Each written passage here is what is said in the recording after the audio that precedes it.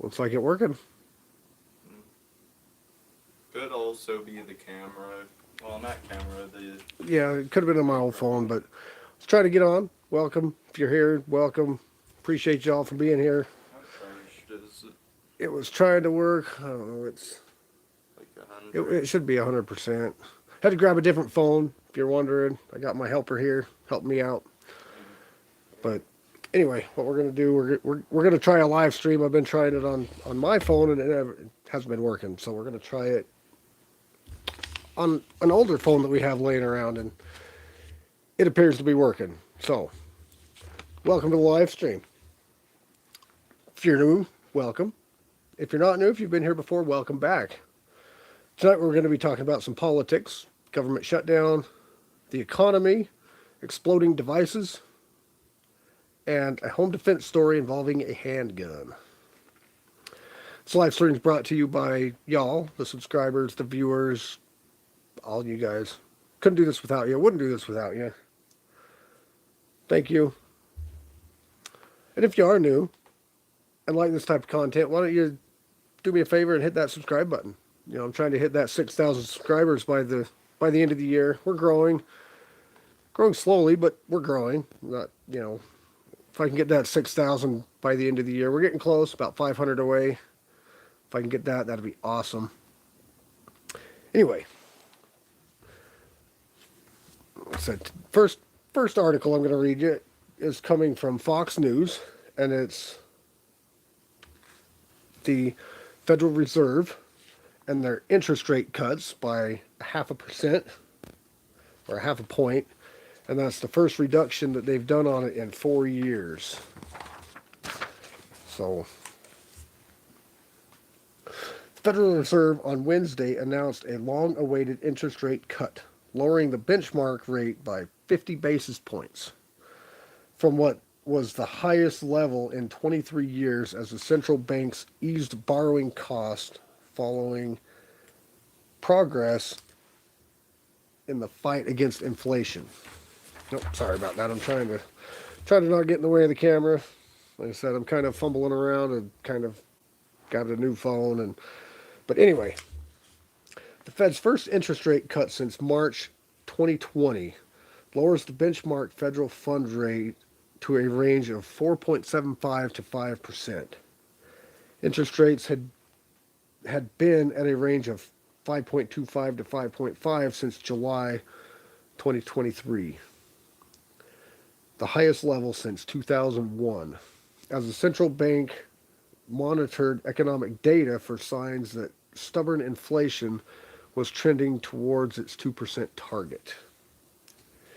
Recent months delivered signs of progress that inflation is headed towards the Fed's target, although latest data showed it isn't quite there yet.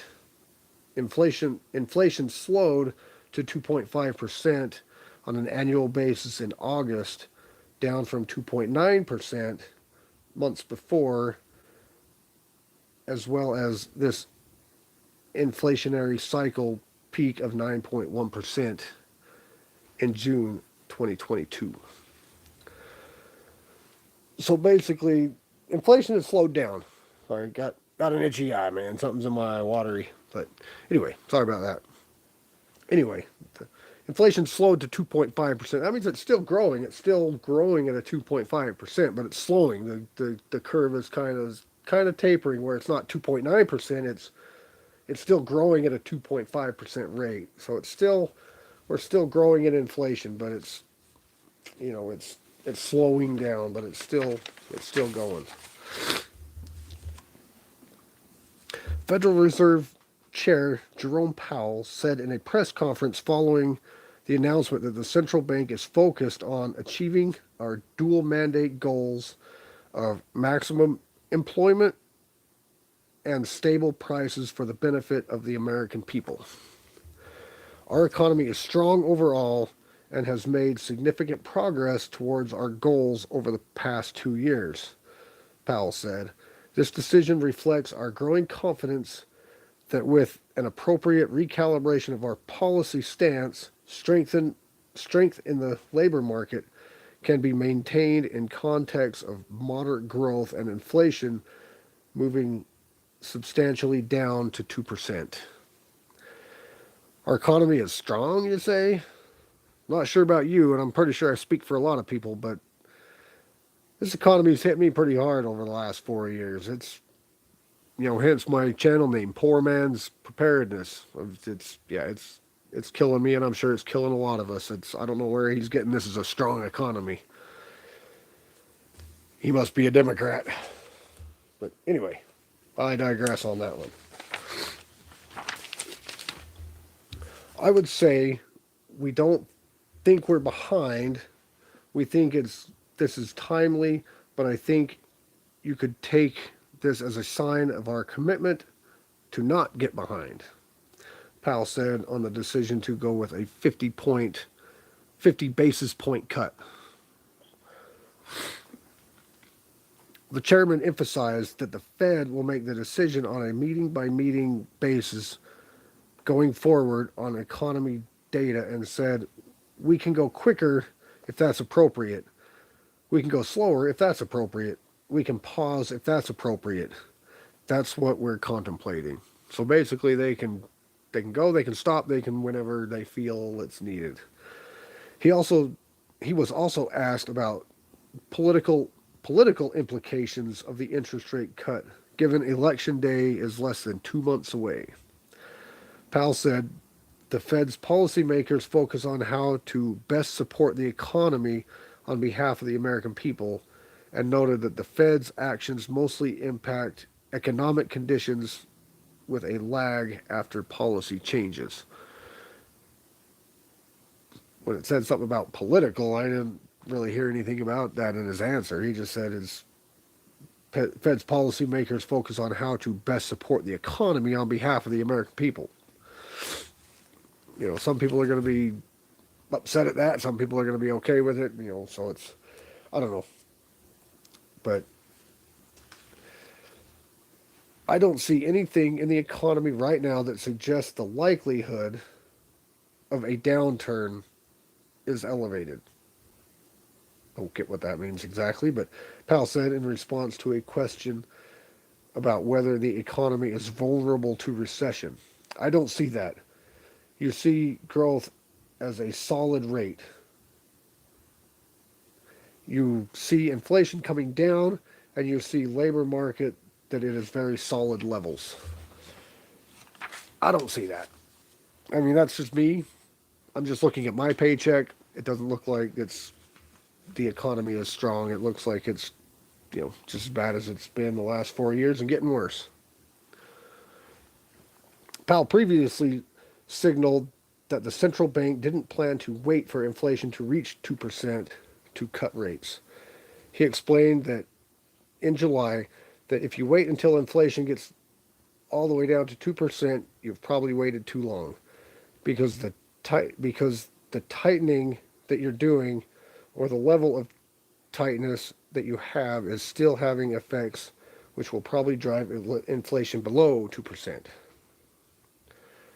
A slowdown in hiring has raised concerns about the labor market and the economy potentially slipping into a recession, prompting speculation that the Fed could opt for a 50% basis point interest rates.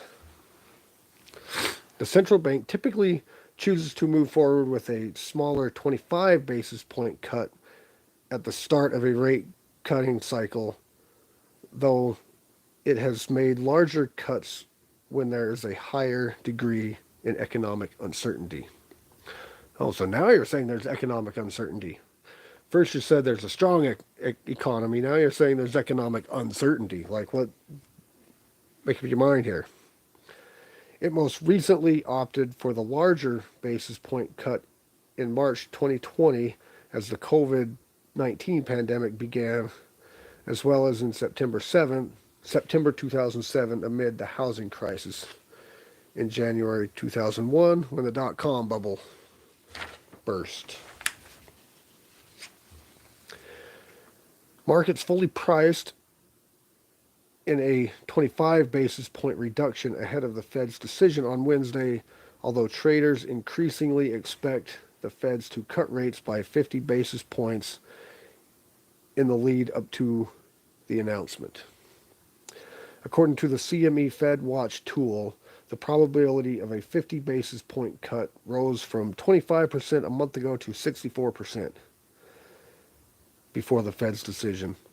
Wednesday's rate cut decision is expected to be the first in a series of moves to lower the interest rate. Prior to the Fed's announcement, markets markets expected the Fed to announce further rate cuts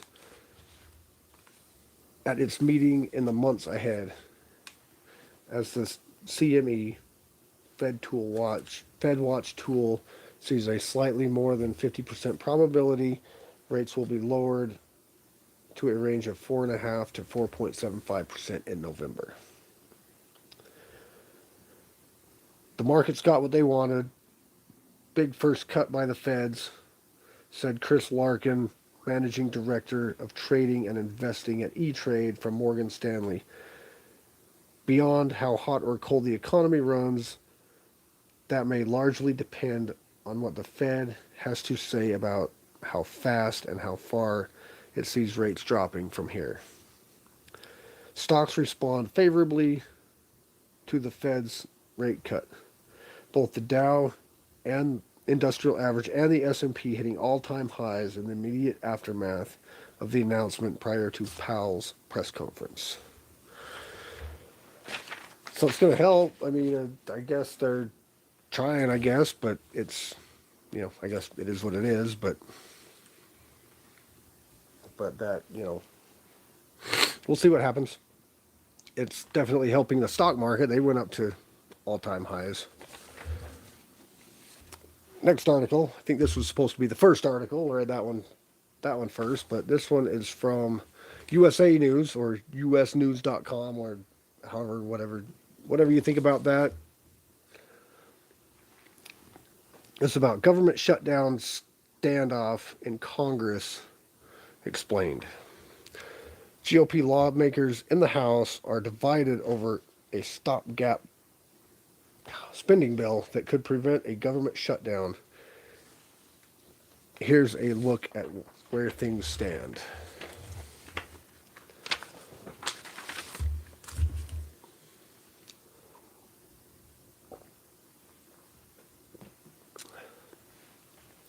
It's a tale as old as time, or at least 1980. The federal government's funding runs out after September 30th, and in lieu of working through their differences to pass a bill to keep things running, lawmakers went on summer recess, only to return to the fact that they still need to pass the legislation now under a tighter timeline. Recess?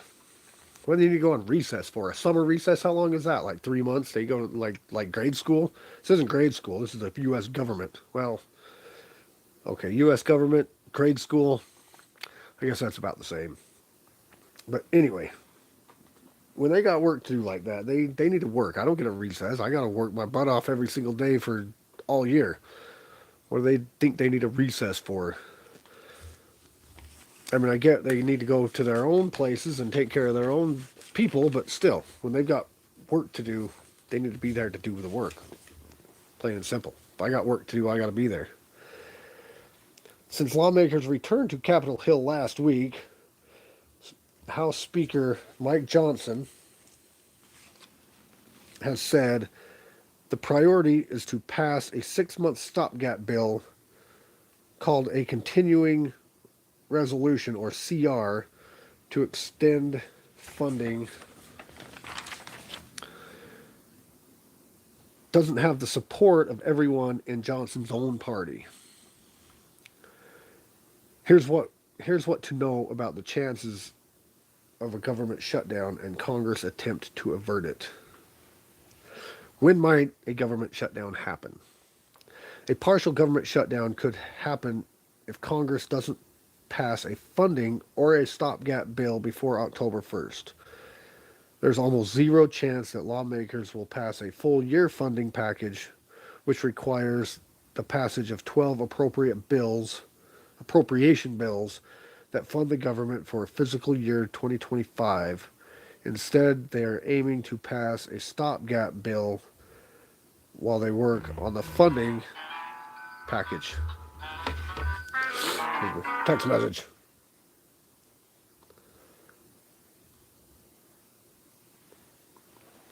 Sorry. Text message. Kids are at the homecoming dance. Gotta pick them up when I'm done here. So, gotta kind of move, I guess. Well, I still got half hour, something like that. I should be done by then. For reference, Congress wasn't able to pass the fiscal year 2024 funding until late March, nearly 6 months after the start of the fiscal year. Can't they just print more money? I mean, that seems to work before, right? Just print more, print more. Or they could raise our taxes from 50% to 70%. That seems to work a lot too. You know, just raise our taxes. That'll help. That'll help fund the government. It's important to note that the federal agencies are required to have a plan in place in the event of government shutdown, and those contingency plans can be found at the Office of Management and Budget for every agency, including the Department of Veterans Affairs and the Social Security Administration.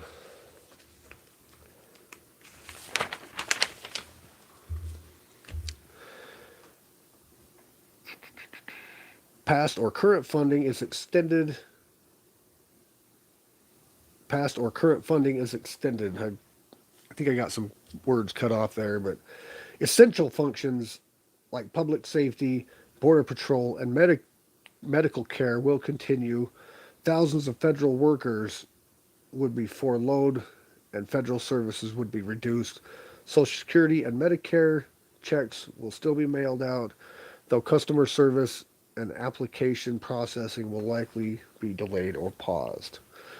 So basically, only essential workers get to work. Does that sound familiar?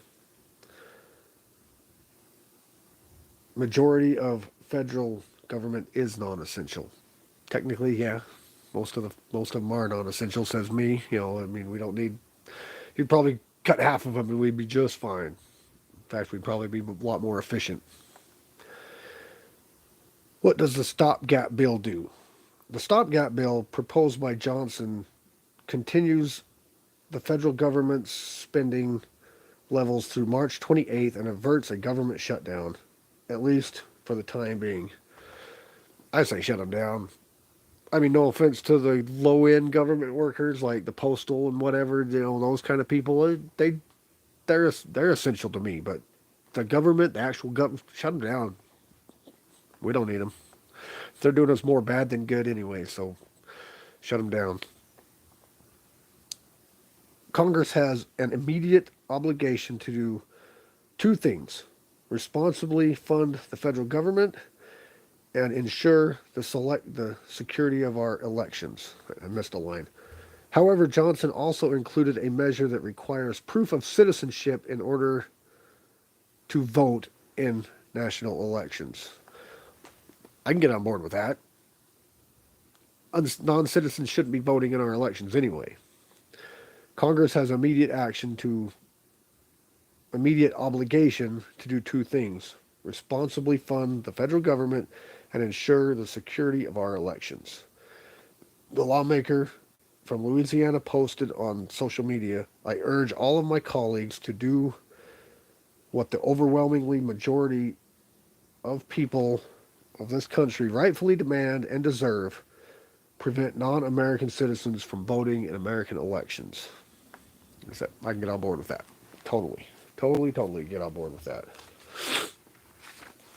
Sorry, got kind of a little cold. You hear me sniveling a little. I'm trying not to, but why don't lawmakers want to pass a CR? Far-right Republicans are against stopgap bills in general, and even went so far as to oust the last House Speaker, former Republican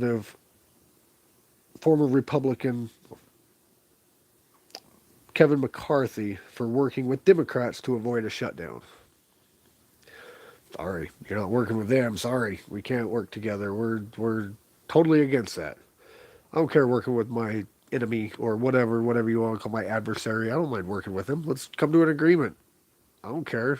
Do what you want, but not all Republicans are on the same page. Senator Majority Leader Mitch McConnell, King Rhino himself, said Tuesday that he is against anything that comes close to shutdown, especially during an election season. I say shut them down. Still,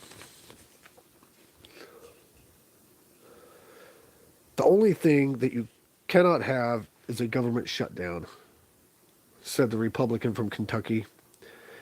It would be potentially, it would be politically beyond stupid for us to do that right before the election because certainly we'd get the blame. One of my favorite sayings is there's no education in a second kick of a mule. We've been there before. I'm for whatever avoids a shutdown. Doesn't seem to care what's in the bill. Just pass it. Just don't shut it down. I don't care what you put in it. Gun bill, gun control bills, whatever. Just put it in there. Just as long as we stay open. Just do it. Just don't shut us down. Don't go on vacation. How about that?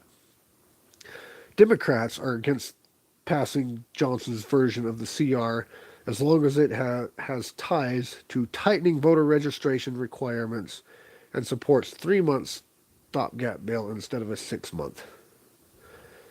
You don't want tighter voter registrations? Why not? Why is that a problem? Why don't you want tighter voter registrations? Why is that a problem? Is it okay for you to not have citizens vote? Of course, because they're voting for you. Why would you want tighter voter registration? Because that takes voters from you. Non-citizens vote for Democrats, and that's why they're against that portion of the bill. Anyway, appreciate y'all watching.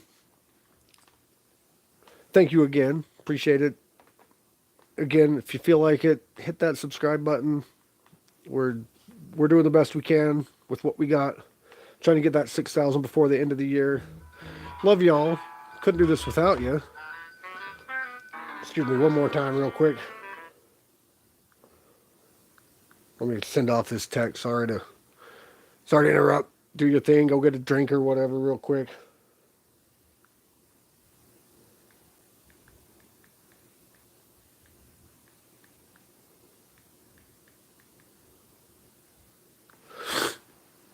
Okay.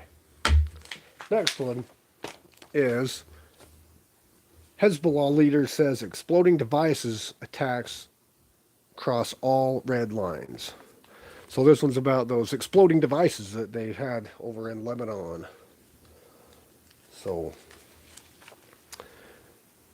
Hezbollah's leader has said that bomb attacks using thousands of the Lebanese armed groups' pagers and radios crossed all red lines, and accused Israel of what he said represented a declaration of war. In a much anticipated speech, Hassan Nasrallah acknowledged Hezbollah had suffered an unprecedented blow, but he vowed it would continue fighting and inflict a just punishment. Israel has not said it was behind the blasts on Tuesday and Wednesday, which Lebanese authorities said killed 37 people and wounded 3,000. Nasrallah spoke. As Nasrallah spoke, Israel warplanes caused sonic booms over Beirut, scaring an already exhausted population, and others struck targets in southern Lebanon. The Israel military said it was operating to degrade Hezbollah's terrorist capabilities and infrastructure and to bring security to northern Israel.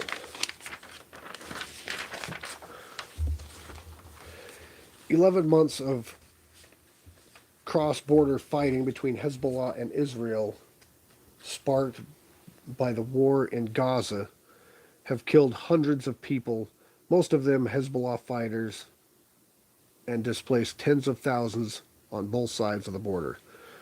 Hezbollah has said it is acting in support of Palestine armed group Hamas. Both are backed by Iran and proscribed as terrorist organizations by Israel, the UK, and other countries.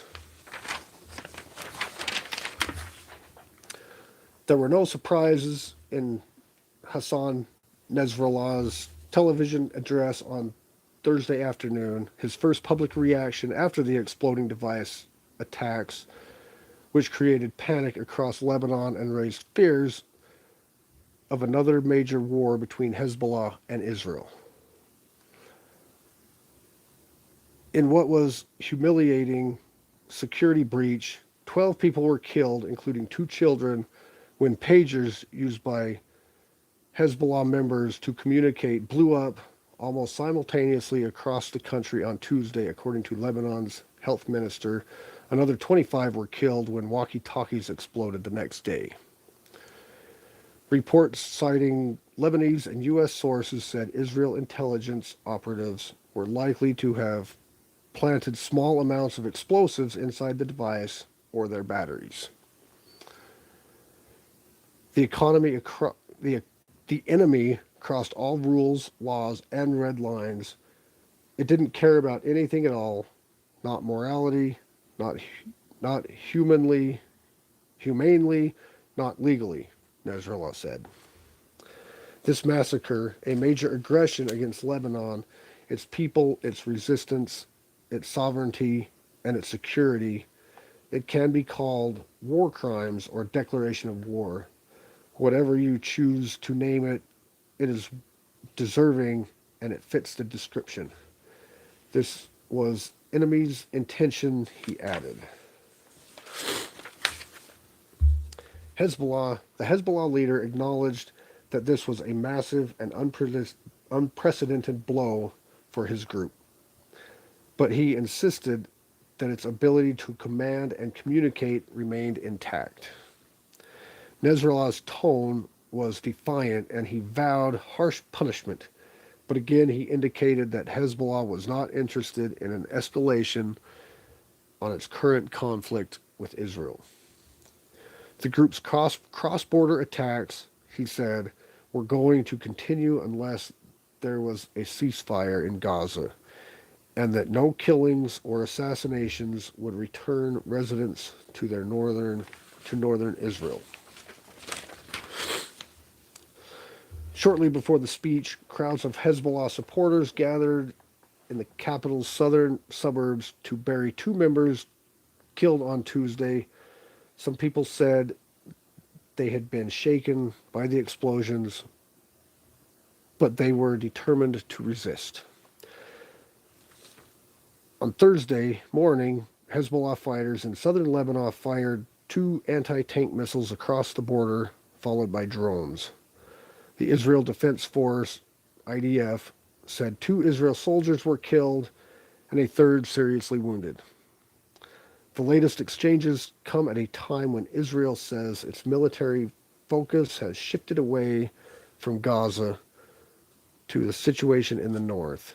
The IDF said on Thursday that its Chief of Staff, General Herzi Halevi, had recently completed approval plans for the northern area. Later, at a meeting of military intelligence, Chief Israeli Defense Minister Yoav Gallant said, in a new phase of the war, there are significant opportunities, but also significant risks. Hezbollah feels that it is being persecuted and the sequence of military actions will continue, he added. Our goal is to ensure safe return of Israel's northern communities to their homes. As time goes by, Hezbollah will pay an increasing price. It is not clear how Israel intends to achieve this goal, but reports earlier this week suggested that the general in charge of the IDF's Northern Command favored the creation of an Israeli-controlled buffer zone inside southern Lebanon. Okay. I think that pretty much... It is not clear how Israel intends... All right. In his speech, Hassan Nasrallah called the general a fool and said that any such move would have dire consequences to Israel. So the exploding devices, that's kind of interesting how just cell phones and pagers, just all our walkie-talkies and cell phones just all of a sudden blow up. That's kind of a interesting way to get to your enemy. But anyway, excuse me again. Got a couple more small ones here, shorties, but I don't know if any of you remember back in June, there was a woman that stabbed a little boy to death in front of his mom at the store. But there's a little bit about her court case.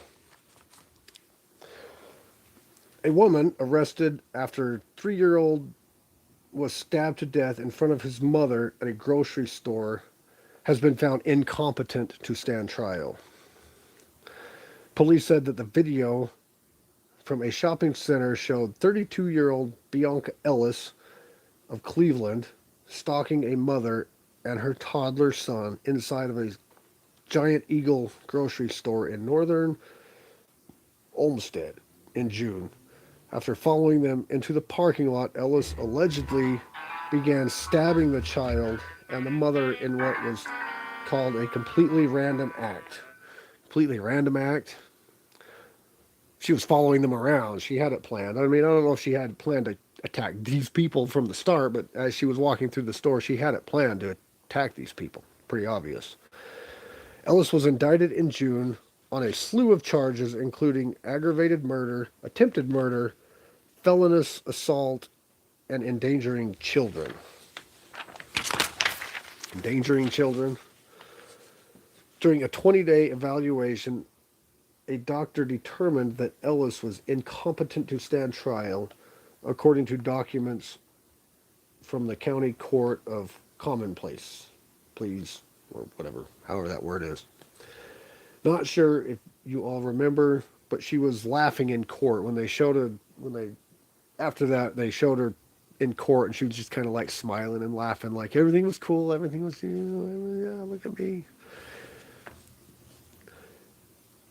Ellis will undergo treatment at North Coast Behavioral Health for stationary or statutory time of 1 year before being placed back into custody of the county sheriff's office.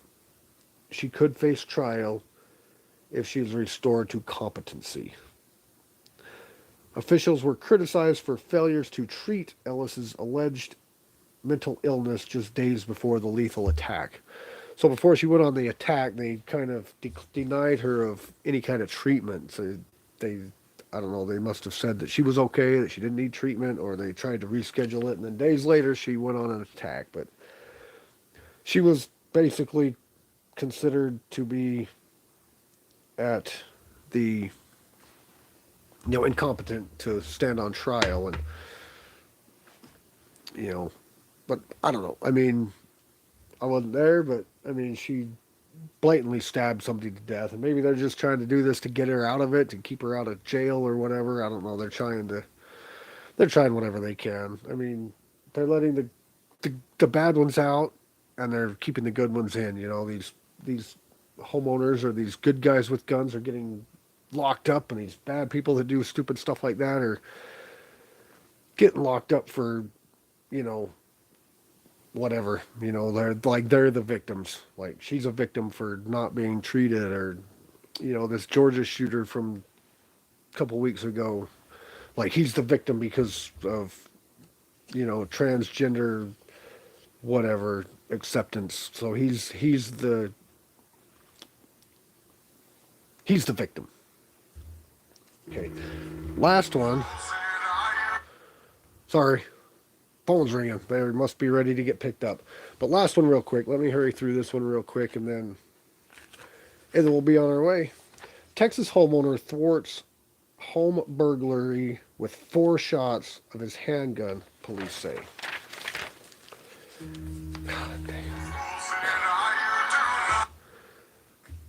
Police said they found the suspect in a detached garage nearby the home.